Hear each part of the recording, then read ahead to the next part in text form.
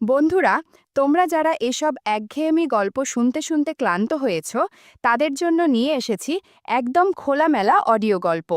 এসব অডিও গল্পের ওয়েবসাইটের লিংক কমেন্ট দেয়া আছে, আর কিভাবে সাইট থেকে গল্প শুনবে সেটার টিউটোরিয়াল দেয়া হলো। সাইটে ঢোকার পরে এরকম বিজ্ঞাপন আসলে এখান থেকে কেটে দিবেন। যে গল্প শুনতে চান সেটাই ক্লিক করার পর যদি অন্য জায়গায় নিয়ে যায়, তাহলে ব্যাক বাটন চাপ দিতে হবে। তারপর আবার গল্পের উপর ক্লিক করতে হবে। তারপর এই জায়গা থেকে প্লে বাটনে ক্লিক করতে হবে। প্লে বাটনে ক্লিক করার পর যদি আবার বিজ্ঞাপন আসে, তাহলে বিজ্ঞাপন এখান থেকে কেটে দিতে হবে।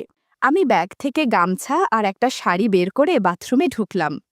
জলের ধারা গায়ে লাগতেই মনে হচ্ছিল সব ক্লান্তি ধুয়ে যাচ্ছে। স্নান শেষে গা মুছতে মুছতে আয়নার সামনে নিজেকে একটু গুছিয়ে নিই। তারপর ভেজা চুলে শাড়িটা গুছাতে গুছাতে বেরিয়ে এলাম। জামাকাপড় ভেজা ছিল বলে গায়ে জড়সড় লাগছিল কিছুটা। আমার নাম লতা মণ্ডল, বয়স ৩০ পেরিয়েছে। আয়নায় তাকালে ভাবি, চুলে কয়েকটা সাদা ধরেছে ঠিকই, কিন্তু নিজেকে আজও ফুরিয়ে যাওয়া মনে হয় না। গায়ের রং ফর্সা, উচ্চতা মাঝারি, কিন্তু হাঁটার সময় মানুষ এখনও তাকিয়ে থাকে। চলার মধ্যে একটা ছন্দ আছে, আর কথার ভঙ্গিতে মাঝে মাঝে কড়া সুর আসে। তবে কাউকে ভালো লেগে গেলে সেই গলার সুরও অনেকটা বদলে যায়। আমি শহরের মেয়ে না। ৭ বছর আগে স্বামী রেখে ছেলেকে গ্রামে রেখে এসেছি। ছেলের নাম রতন, এখন ক্লাস 3-তে পড়ে। আমার বাবা মায়ের কাছেই থাকে। হারান মণ্ডল আমার স্বামী, মাঠে কাজ করে। সন্ধ্যায় ফিরলে তার শরীরে একটা আলাদা গন্ধ লেগে থাকে। সংসারে টানাটানি ছিল, পেট চালাতে শহরে চলে আসা। ভাবছিলাম অন্তত ছেলেটার মুখে ভাত দিতে পারব। শহরের বাড়িগুলোতে কাজ করতে এসে বুঝেছি, এখানে শুধু বাসন মাজার কাজ না, নিজেকেও সবসময় পরিচ্ছন্ন ও পরিপাটি রাখতে হয়। প্রথম যে বাড়িতে কাজ নিয়েছিলাম, সেখানে মালিক ছিলেন বিজয় দত্ত। তার স্ত্রী অফিসে যেতেন, আর উনি বাড়িতেই থাকতেন। একদিন দুপুরবেলা কাজ করতে করতে বললেন, তুই তো অনেক কষ্ট করিস লতা, তোর স্বামী কিছু দেয় না? আমি কিছু বলিনি, চুপ করে তাকিয়েছিলাম। উনি হাতে ৫০০ টাকা দিলেন, বললেন, এইটা রাখ, আজ শুধু একটু গল্প করিস আমার সঙ্গে। সেই দিন আমি বুঝেছিলাম, এই শহরে অনেকেই মানুষ দেখে না, দেখে তাদের প্রয়োজন। এরপর বহুজনের নাম শুনেছি, সুবীর, রঞ্জিত, অমল, শ্যামল। কেউ সাহায্য করতে চেয়েছে, কেউ বন্ধুত্ব করতে। আমি সব কিছু বুঝেও কখনো খুব কড়া হইনি, কারণ এই শহরে একা মেয়েদের বাঁচতে হলে অনেক হিসেব করে চলতে হয়। এইবার নতুন কাজ পেলাম এক একা ছেলের বাসায়।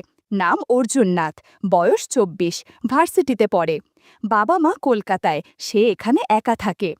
প্রথম দিন দরজা খুলে আমায় দেখে একটু থমকে গেল। মাথা থেকে পা পর্যন্ত চোখ বুলিয়ে নিয়ে বলল, আপা বলবো না তো আপনাকে, বেশ স্মার্ট লাগছেন। আমি একটু হেসে মাথা নিচু করে বললাম, দাদা, কাজের জন্য এসেছি। নাম লতা।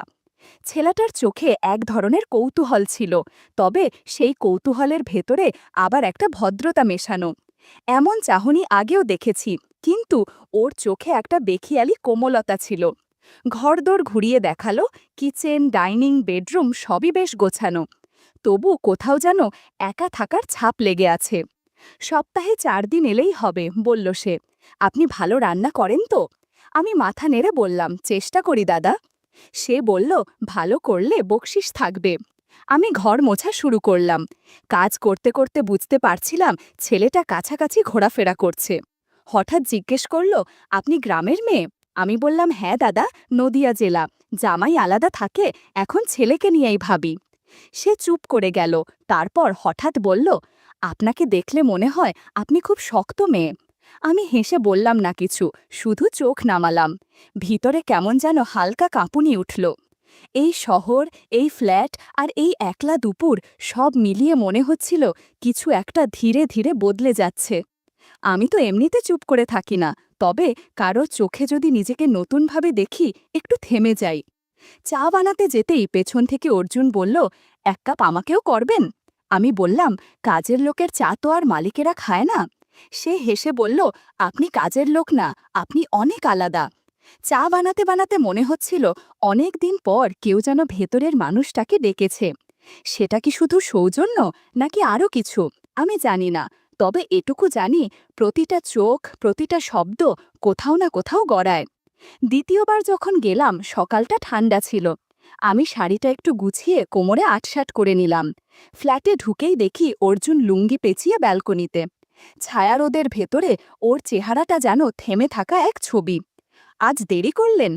বাসে ভিড় ছিল দাদা, আমি চোখ নামিয়ে বললাম। তার চোখে খেলে গেল একরকম হাসি। শরীর ছোঁয় না, কিন্তু মন কাঁপিয়ে যায়। চা চাইল সে। বললাম, এ বাড়িতে তো আমার হাতেই সব হয়। সে বলল, আপনার মুড বুঝেই খেতে চাই। শব্দটা শুনে বুকের ভেতর হালকা ঢেউ উঠল। কাপটা যখন ওর হাতে দিলাম, আমার আঙুল ছুঁয়ে গেল। সেই 1 সেকেন্ড অনেক কিছু বলল।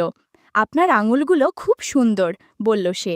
আমি হেসে বললাম, কাজের মেয়ের আঙুলেও কেউ সুন্দর খোঁজে? সে বলল, যারা দেখে না তারা জীবনের আসল স্বাদ বোঝে না। ঘর মোছা শুরু করলাম। সে এসে সামনে বসে বলল, আপনি এত সুন্দর হয়ে কাজ করেন কিভাবে? আমি থেমে বললাম, যার চোখ থাকে সে দেখে, যেমন আপনি দেখেন, তাই না? সে মুচকি হেসে বলল, আপনার চোখেও অনেক কথা জমে থাকে। ঘরদোর গুছিয়ে বেরুতে যাব, সে বলল, একটু বসবেন? আমি জানালার পাশে বসে আঁচল ঠিক করছিলাম। তখন সে হেসে বলল, এই আঁচল ঠিক করাই তো আসল জাদু। আমি কিছু বলিনি, শুধু একটা মৃদু কাঁপুনি বুকের ভেতর বয়ে গেল। সে বলল, আপনি জানেন, আমি অনেক দিন একা থাকি। কেউ আমার জন্য চা বানায় না, কেউ এমন করে বসেও না। আমি বললাম, আপনার সব চাহিদা কি আমি একা মেটাবো? সে বলল, শরীর নয়, আমি শুধু আপনাকে দেখতে চাই প্রতিদিন। কিন্তু আমরা দুজনেই জানতাম, এমন চাওয়া কখনো শুধু দেখাই থামে না। সকালটা গরম ছিল। আমি বললাম, দাদা একটু ফ্রেশ হয়ে নি? সে মাথা নেড়ে চুপচাপ রইল। আমি ব্যাগ থেকে গামছার শাড়ি নিয়ে বাথরুমে গেলাম। জলের ছোঁয়ায় শরীরটা হালকা লাগছিল, যেন চিন্তাগুলো ধুয়ে যাচ্ছে। তবু মনে হচ্ছিল দেওয়ালের ওপাশে কেউ নিঃশব্দে আমার সমস্ত অনুভব টের পাচ্ছে। স্নান শেষে গা মুছতে মুছতে আয়নায় তাকালাম। নিজেকে একটু গুছিয়ে বেরোলাম। আমি জানি এই অর্জুনের ফ্ল্যাটে কিছু একটা ধীরে ধীরে জমে উঠছে। বাথরুমের আয়নায় চোখ পড়তেই নিজেকে কেমন অচেনা লাগলো, যেন কোথাও একটা বদল শুরু হয়েছে। ভেজা চুলে আধো গোছানো শাড়িতে বেরিয়ে এলাম। গা কিছুটা জড়সর, ভেতরে অজানা সাড়া। অর্জুন চুপ করে তাকিয়েছিল। চোখে কোনো লালসা ছিল না, বরং এমন এক গভীরতা যেটা স্পর্শ না করেও ছুঁয়ে যায়। আমি মৃদু গলায় বললাম, দেখছেন যে? সে আস্তে মাথা নাড়ল, না আর হ্যার মাঝামাঝি। আমি বললাম, আপনার চোখে কোমলতা আছে, কিন্তু তার ভেতর যে উত্তাপ, সে শুধু নিঃশ্বাস ফেলল। আমি পাশ ফিরে দাঁড়িয়ে শাড়ি গোছাচ্ছিলাম, আর টের পাচ্ছিলাম তার দৃষ্টি আমার ঘাড় বরাবর থেমে আছে। চুল থেকে পানি গড়িয়ে গাল ছুঁয়ে পড়ছিল। পেছনে তাকালাম, সে চুপচাপ বসে, চোখ নামিয়ে। আমি কিছু না বলে চা বসাতে গেলাম। জানতাম এই নিঃশব্দ মুহূর্ত তার মনে গেঁথে গেছে। ওর চোখে ছিল না প্রশ্ন, ছিল অনুভব, আর আমার প্রতিটি সাড়া সেই চুপচাপ আকর্ষণের কাছে নরম হচ্ছিল ধীরে ধীরে। কাজ সেরে যাচ্ছি এমন সময় অর্জুন বলল, আপনি একটু বসেন না, একা লাগছে ঘরে। আমি কিছু না বলে গিয়ে বারান্দার পাশে চুপচাপ বসলাম। সে বই হাতে ছিল, কিন্তু চোখ আমার দিকেই। বললাম, এই দুপুরে বই? সে হাসল, মন চলে যায় অন্য কোথাও। আমি জানতাম কোথায়। লসে বলল, ঘরে গরম, ফ্যানের নিচে আসুন। আমি গিয়ে খাটের পাশে ওর এক হাত দূরে বসলাম। চুল আধখেজা, ঘাড় ছুঁয়ে নামছিল। অর্জুন তাকাল, কিন্তু কিছু বলল না। আমি জিজ্ঞেস করলাম, কিছু খাবেন? সে মাথা নাড়িয়ে বলল, না, আপনি পাশে থাকলেই হয়। সময়টাই অনেক কিছু বলে দেয়। তারপর দুজনের মাঝে নিঃশব্দে একটা কিছুর জন্ম হলো, যেটা চোখে মুখে বলা হয় না, শুধু অনুভব করা যায়। আপনার পাশে একটা ঘ্রাণ পাই, যা কোথাও পাই না, অর্জুন বলল। আমি একটু চমকে তাকালাম, তারপর হেসে বললাম, এই গন্ধ তো দুধ, সাবান আর পানি মিশে তৈরি। জানি সে আবেগে বলেছে, তবুও মনে কোথাও একটা নড়ে উঠল। আমি একটু গা ঘেঁষে বসলাম, অনিচ্ছুক ভাব দেখিয়ে, অথচ মন চাইছিল। তার আঙুল ছুঁয়ে গেল আমার আঙুলে, মুহূর্তটা কাঁপিয়ে দিল, অথচ কেউ কিছু বলল না। যেন ঘরের নিঃশব্দতাও টের পেল কিছু একটা বদল যাচ্ছে। আমি বললাম, আমি যাব? সে ফিসফিসিয়ে বলল, আরেকটু থাকুন, আপনার পাশে বসলে মন শান্ত হয়। আমি রইলাম। কিছু অনুভব বলা যায় না, শুধু টের পাওয়া যায়। সেদিন শুক্রবার। অর্জুন বলেছিল, আজ কলেজে যাচ্ছি না, দেরি করে এসো, একা লাগবে। তার এমন করে বলা ভেতরটা ছুঁয়ে গেল। সত্যিই তো, আমি কি চাই না কেউ আমার জন্য অপেক্ষা করুক? বাসে করে এসে দেখি মাথা ঘেমে গেছে, চুল ভিজে কপাল ছুঁয়ে নামছে। সে বলল, আপনার মাথা ভিজে গেছে, বসুন, আমি তোয়ালে দিই। আমি অবাক হলাম, আপনি দেবেন? সে হেসে বলল, শুধু আপনি কেন, আমিও যত্ন নিতে জানি। সে একটা নরম তোয়ালে এনে দিল। আমি চুল মুছছিলাম আর টের পাচ্ছিলাম ওর নিঃশব্দ দৃষ্টি, যেন বাতাসও থেমে গেছে। আমি বললাম, চুল মুছতে ঘাড়ে ব্যথা লাগে। সে বলল, আমি সাহায্য করব? আমি তোয়ালে ওর হাতে দিয়ে বললাম, দেখি আপনার হাতে কেমন যত্ন। সে পেছনে দাঁড়িয়ে চুল মুছতে লাগল। তার হাতের চাপ নরম, নিঃশব্দ। আমি চোখ বন্ধ করলাম। ঘ্রাণ কি সব জায়গা থেকে একই রকম আসে? সে বলল, এই ঘ্রাণে মায়া আছে। আমি বললাম, চুল শুকিয়ে গেছে আর দরকার নেই। সে একটু পেছিয়ে দাঁড়ালো, মুখে অপরাধবোধ। আমি বললাম, কাছাপিছার হিসাব মনের জায়গায় চলে না অর্জুন। এরপর আমি মেঝে মোছা শুরু করলাম। কাজ শেষে খাটের পাশে বসে হাওয়াটা নিতে গিয়েছিলাম। সে এসে আমার পাশে বসল। দুজনেই চুপ, শুধু ফ্যানের শব্দ আর আমাদের নিঃশ্বাস চলছিল। হঠাৎ আঙুলে তার ছোঁয়া টের পেলাম, সরালাম না। আপনি গেলে ঘর ফাঁকা ফাঁকা লাগে, সে বলল।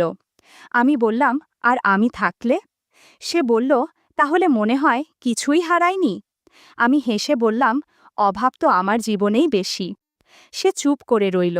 তারপর বলল, আপনার পাশে এলে মনটা থেমে যায়, শান্ত হয়। আমি বললাম, সব ইচ্ছে তো পূরণ হয় না অর্জুন, কিছু ইচ্ছে অপূর্ণ থাকাই ভালো। একটু থেমে আবার বললাম, সব একবার অনেক সময় বহুবার হয়ে যায়, তখন আর ফেরার পথ থাকে না। আমি উঠে দাঁড়ালাম, আজ ফিরি, সন্ধে হয়ে যাবে। সে চুপচাপ দরজায় এসে দাঁড়ালো। আমি বেরিয়ে এলাম, কিন্তু পেছনে ওর চোখের টান ঠিকই টের পাচ্ছিলাম। পরদিন বিকেলে অর্জুন বলল, অনেক গরম, চলেন কোথাও বেরিয়ে যাই একটু ছায়ায়। আমি হেসে বললাম, এই রোদে জল, এতদিন কোথায় ছিলাম আমি? সে বলল, ওয়াটার পার্কে চলুন, ফাঁকা জায়গা, আর কেউ থাকবে না, শুধু আমরা। আমি কিছু না ভেবেই রাজি হয়ে গেলাম। পার্কটা নিরিবিলি। আমি রঙিন শাড়ি পরে হাঁটছি, ব্লাউজটা হাতে। পানি পছন্দ না হলেও পাশে অর্জুন থাকায় অদ্ভুত শান্তি লাগছিল। সে বলল, একটু ঢুকবন তো পানিতে, ঠান্ডা লাগবে। আমি মুচকি হেসে বললাম, শরীর ভিজিয়ে ফেলতে পারি না তো। সে হাত বাড়িয়ে বলল, আমি তো আছি। আমার মনে হচ্ছিল এই ছোঁয়ার প্রস্তাবটাও আসলে আরও কিছু বলছে। আমি ধীরে বসে পড়লাম পানির ধারে। ওর হাতটা কাঁধ ছুঁতেই অদ্ভুত এক শীতলতা বুক জুড়ে ছড়িয়ে গেল। আমি হালকা চমকে উঠে বললাম, চলুন নামি একটু। আমরা পানিতে নামলাম। ও একটু সামনে, আমি পেছনে। আমার ভেজা চুল পড়েছে কাঁধ ছুঁয়ে। ওর চোখ আটকে গেল। আমি বুঝতে পারছিলাম ও শুধু দেখছে না, অনুভব করছে। আমি বললাম, তুমি কি ভাবছ? সে কাঁধ ঝাঁকিয়ে বলল, তোমার কথাই ভাবছি। এই জল, নীরবতা আর দুজনের মাঝখানের দূরত্ব সব মিলিয়ে যেন একটা নিঃশব্দ বন্ধন তৈরি হচ্ছিল। সন্ধ্যার আগে অবধি সেই ছায়ার খেলা চলতেই থাকল, শান্ত, গভীর, নীরব। সকালে বাজার থেকে সবকিছু এনে আমার সামনে রাখল। তারপর হঠাৎ বলল, লতা, তুমি আজ কোথাও যাবে না, দরকার থাকলেও নয়, আমার মন খারাপ, তুমি থাকো। আমি থমকে গেলাম, এত সরাসরি করে তো কখনো বলেনি। আমি হেসে বললাম, আমার কোথাও যাবার সময় কোথায়? কিন্তু সত্যি বলতে, ওকে ছাড়া এই ফ্ল্যাটটা আমার কাছেও আজকাল ফাঁকা ফাঁকা লাগে। চোখ নামিয়ে বাইকে উঠলাম। এক ধরনের শান্ত আবেশ ভর করল মনে। রেস্টুরেন্টে বসতেই অস্বস্তি লাগছিল, ঘাড় শক্ত হয়ে এলো। সবাই যেন তাকিয়ে আছে। অর্জুন নীরবে তাকিয়েছিল। আমি মুখ ফেরিয়ে চায়ে চুমুক দিলাম। হঠাৎ ও ফিসফিসিয়ে বলল, এতদিন কোথায় ছিলে? ভেতরটা কেঁপে উঠল। আজ তার চোখে আমি আর পরিচিত কাজের মেয়ে নই, বরং এমন কেউ যার জন্য অপেক্ষা করেছিল সে। রেস্টুরেন্ট থেকে বেরোনোর সময় একজন পাশ থেকে বলল, চেনা লাগে আপনাকে? অর্জুন দ্রুত বলল, আমার আত্মীয়া, গ্রাম থেকে এসেছে। লোকটা চলে গেল, কিন্তু আমি বুঝলাম এই সম্পর্ক বাইরের চোখে কতটা ভঙ্গুর। ফ্ল্যাটে ফিরে আমি চুপচাপ ভিতরে চলে গেলাম। পরদিন সকালটা ছিল শান্ত। অর্জুন কলেজে যায়নি। রান্নার ঘ্রাণে ঘর ভরে উঠেছিল। হঠাৎ কলিং বেল। অর্জুন জানালায় উঁকি দিয়ে বলল, মা এসেছে। আমি থমকে গেলাম। ও ইশারায় ভেতরে যেতে বলল। রান্নাঘরের পেছনে গিয়ে গুটিসুটি মেরে বসে থাকলাম। বাইরে মা জিজ্ঞেস করছে, ঘরে নারীর গন্ধ কেন? অর্জুন কিছুতেই ঠিক করে উত্তর দিতে পারছে না। আমি ভিতরে ঘেমে কাঁপতে কাঁপতে বসে।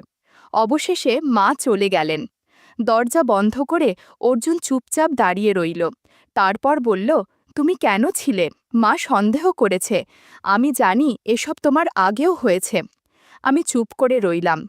সে এগিয়ে এসে বলল, তোমাকে হারাতে চাই না, ভয় পেয়েছি শুধু।